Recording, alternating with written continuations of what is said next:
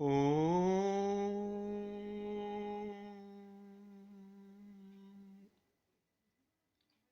श्री साईनाथाय नमः। साई सच्चरित्र का चौथा अध्याय, साईं बाबा का व्यक्तित्व। साईं बाबा को कैसे पहचानेंगे? बाबा के कर्म, बाबा के गुण, उस विषय में इतनी सुंदर तरीके से वर्णन किया है। बाबा के मुख से सदैव अमृत वर्षा होती थी। अमृत। बाबा सदैव भगवान की बातें करते थे। बाबा के वचनों को सुनिए, समझिए। उन वचनों में अर्थपूर्ण वचन, शिक्षाएं, जीवन जीने की शिक्षा छुपी हुई है।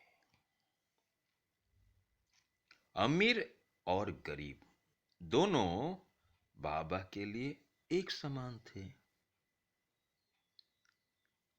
बाबा क्या देखते थे अमीर में, और बाबा गरीबों में क्या देखते थे? अमीर और गरीब के कर्म देखते थे। वो कर्मों से अमीर है, वो कर्म से गरीब है। पर बाबा को इन कर्म और कर्म फल में वे आसक्त नहीं थे। वे तो उस आत्मा को देखते थे, अमीर की आत्मा, गरीब की आत्मा। वो बंधन में बंधी हुई है। इस आत्मा को, जो अमीरी और गरीबी के बंधन में बंधी हुई है, उसका कारण को वो जानते थे। इसलिए वो शिक्षा प्रदान करने आए हैं, हमें मुक्ति प्रदान करने आए हैं, ये अमीरी और गरीबी से। इसलिए वो तो एक समान किसको देखते थे? वो कह रहे ये तो अमीरी और गरीबी क्षणिक मात्र है। आत्मा वो सदैव थी, है, रहेगी। और बाबा उस आत्मा को देखते थे। मान अपमान उन्हें किंचित मात्र भी चिंता न थी। मान की, कोई उसे मान दे तो भी ठीक, उनका अपमान करे तो भी ठीक। क्यों? क्यों बाबा को मान और अपमान की चिंता न थी? मान तो शरीर का दिया किया जा रहा है, और अपमान भी ये शरीर का करते हैं। बाबा कहते मैं तो शरीर हूं ही नहीं। बाबा तो सदैव आत्मलीन रहते हैं। आत्मज्ञान, आत्मा, आत्मा के बारे में ही बाबा के व्यक्तित्व में आत्मा की झलक छलकती है। चौथा अध्याय प्रारंभ भी होता है बाबा के व्यक्तित्व से। बाबा का शिरडी में क्यों आगमन हुआ? बाबा ने शिरडी को तीर्थ में पवित्र कैसे बनाया? धर्म की प्रतिष्ठा, धर्म क्या है?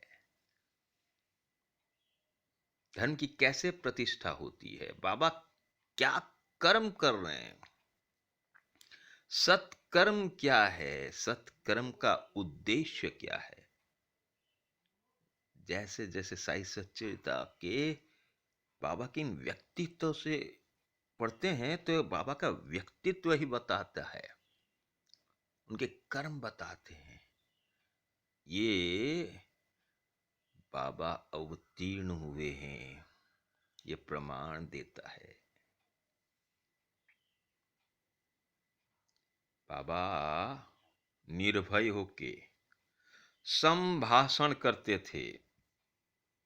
संभाषण, सत्य वचन, उन्हें किसी का डर नहीं था। सत्य कड़वा हो सकता है, पर यही सत्य कड़वा होके हमें मुक्ति प्रदान करता है। सत्य तो औषधि है। उन्हें कोई डर नहीं था। भांति भांति के लोग मिलजुल कर रहते थे। नर्तकिया अभिनय करती थी, नृत्य दिखाती थी, गज्जल कवालियां सब बाबा सुनते थे। इतना सब कुछ करते हुए भी, इतना सब कुछ करते हुए भी उनकी समाधि किंचित मात्र भी भंग न होती थी। किंचित मात्र, क्षणिक, थोड़े देर के लिए भी बाबा की समाधि यानी आत्मा से वो विचलित नहीं होते थे। वे सदैव आत्मलीन रहते थे। क्या शिक्षा प्रदान कर रहे हैं? सभी के साथ संसार में रहते हुए भी मन को विचलित किए बिना कैसे रहना चाहिए। बाबा कैसे रहते थे? साधकों की तरह अपने आप को, जैसे साधक साधना करते हैं, आत्मज्ञान प्राप्त करने के लिए साधक की सबसे प्रथम आवश्यकता क्या है? वो कोशिश करे आत्म में रहना। आत्मा का स्वभाव क्या है? वो परिवर्तन नहीं होता।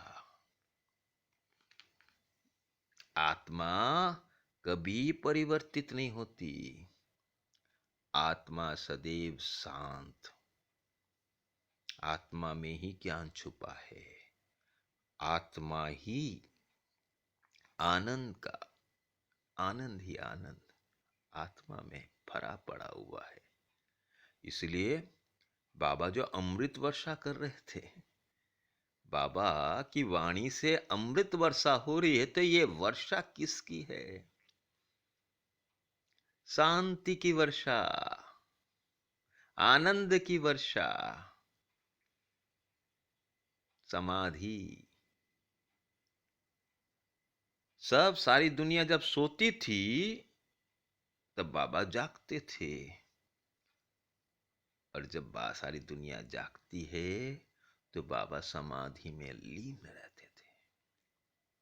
उनके होठों पर सदैव अल्लाह मालिक, अल्लाह का नाम रहता था।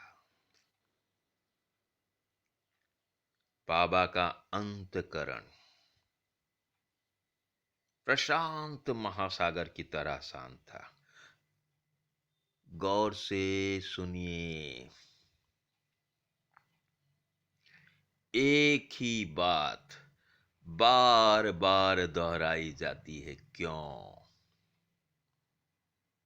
क्योंकि जीव का स्वभाव है भूल जाना। उसे याद दिलाना पड़ता है, इसलिए बार बार दोहराते हैं। तरह तरह के, तरह तरह से दोहराएंगे। यहां देखिए ना, बार बार बाबा को आत्म में लीन रहता। बाबा का स्वभाव शांत। महासागर के साथ उनकी तुलना की जाती। महासागर में क्या होता है? महासागर में ढेव आती है, जाती है, लहरें आना जाना करती है। ऐसा ही ये सागर है, भवसागर, संसार सागर में अशांति आती है, जाती है, क्षणिक मात्र। पर वो महासागर में इतनी लहरें आने के बावजूद महासागर सदैव शांत रहता है।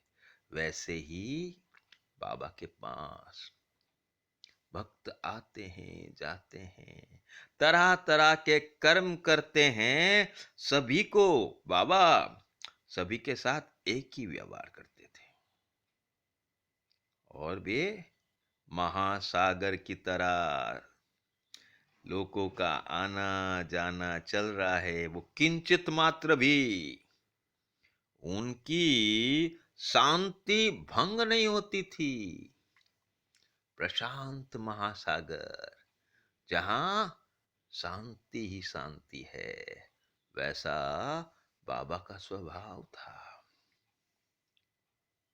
न उनके आश्रम का कोई निश्चय कर सकता था, न उनकी कार्य प्रणाली का अंत पा सकता था। बाबा कौन से आश्रम में है? वर्ण आश्रम। बाबा ब्राह्मण है या क्षत्रिय है या वैश्य है या शूद्र है, सन्यासी है, साधु है या संत है? किसी को कुछ समझ में नहीं आ रहा है, क्योंकि बाबा के कर्म ही ऐसे थे। वो विश्व के समस्त व्यवहारों को, वह व्यापारों को भली भांति उनको सब पता है। बाबा को सब कुछ पता है, व्यवहार, व्यापार।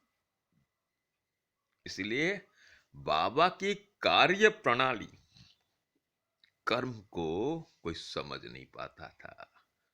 ओम